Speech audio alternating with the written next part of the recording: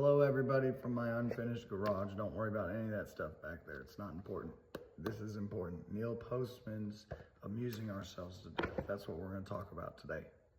Now, in the first few chapters of the book, he spoke quite a bit about how television and entertainment has slowly deteriorated our train of thought and our lifestyles. In one way, he used Marshall McLuhan's famous axiom, "The medium is the message," to defend the majority of his thoughts and remarks.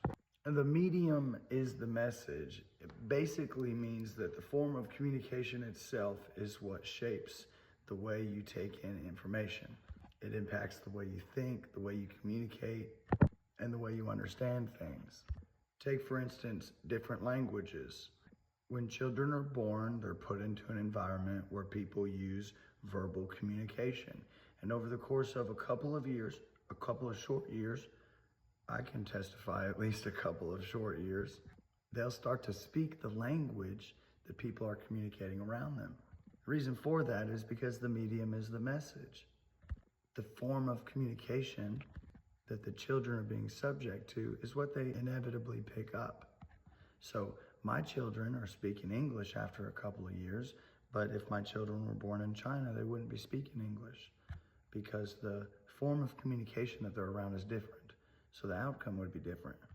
Outside of language, there's large cultural differences, a lot of other cultural differences that aid in the defense of this statement. I'm from Kansas City, Missouri, and I don't know if I would love barbecue as much as I do if I wasn't subject to the barbecue around me as a kid. Again, someone from China may not be that interested in barbecue. Again, defending the form of communication being what shapes the way you think and understand. I think everybody loves barbecue. Somebody in China might think otherwise. Also, music.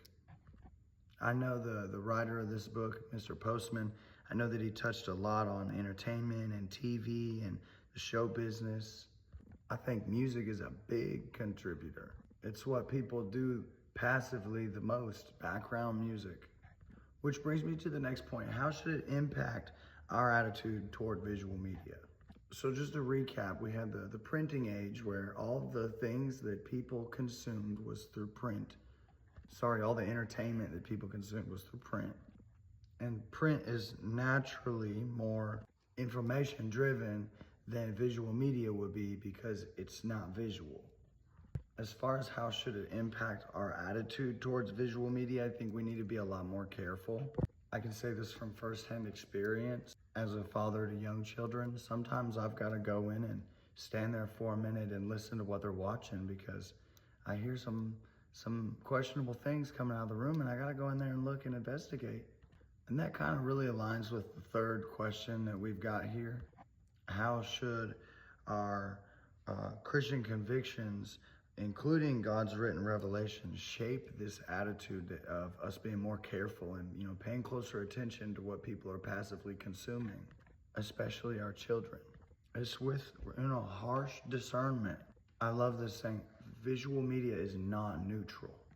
Visual media either wants to show you the truth or it doesn't want to show you the truth. It does have an agenda. It's just not neutral on the matter. Popular music, Christian music artist Forrest Frank says, "I stayed up late scrolling on my phone because I needed space to be alone. Now I'm stressed out and overstimulated, trying hard to not lose my patience." Basically confirming that the medium is the message right there. Triggered by 2-second punchlines and an infinite amount of parts to a video collection that's never actually going to end. It just goes to show that the age of print was much more informative than the age of television, which by design uses flashy imagery and quick sound bites to get your attention and opinions that aren't backed or sourced, just somebody that looks the part. We really need to be more careful about the way we take in information, especially as Christians, because both in the New and Old Testament, God and Jesus command us to read. After all, written scripture is how God chose to reveal himself to us. I really like this reading. I'm kind of interested in the rest of this book because this is actually the whole reason I joined college in the first place. I had an epiphany that Jesus was what I was missing. And all of a sudden, I just had a yearning to learn everything I could get my hands on. Naturally, I started swiping in ChatGPT and questions that I had about the things that I was reading. And I was just getting misinformation. And one video, I would get an answer, and the next video would conflict the answer from the other video. And I didn't think either of them knew what they were talking about. It just all goes to show that Marshall McLuhan's statement that the medium is the message was not only true then, but it's more so true now.